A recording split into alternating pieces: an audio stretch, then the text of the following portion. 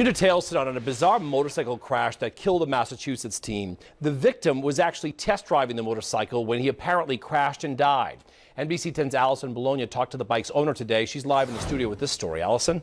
Dan, they're devastated. They tell me they became worried after the test driver didn't come back after a significant amount of time. Then they found out the terrible news. It was listed on Facebook and Craigslist for sale. For sale, this motorcycle, Brittany's husband owns it, and they allowed a potential buyer to test drive it. He came to my husband's shop around 8:30 p.m. last night, wanted to test drive it. He took a look at it, he liked it, he wanted to bring it for a ride. Brittany said he showed them his license, he had a helmet, and he had arrived on his bike before taking out theirs for a ride.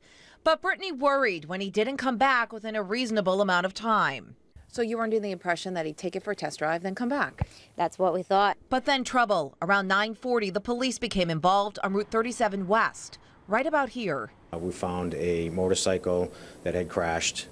The rescue was also out there, and unfortunately the operator was pronounced deceased at the scene. The operator has now been identified as Ryan A. Barada, age 19, of Somerset, Massachusetts. He was traveling at a high rate of speed. He was wearing a helmet at that time as well. Because he didn't own the bike, he was test driving the bike. That makes it a little more difficult with the investigation, right? Yes, that's something we are looking into right now to determine the facts that led up to the crash, where he was prior to that. It is our understanding that he was a prospective buyer of the bike and had taken it out for a test drive. The bike is now part of police evidence. The owner of the bike feels for the victim's family.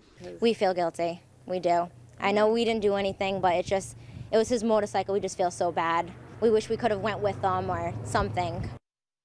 So the investigation tonight is ongoing. No charges are expected to be filed. This is the third fatal motorcycle accident in the city in the past year.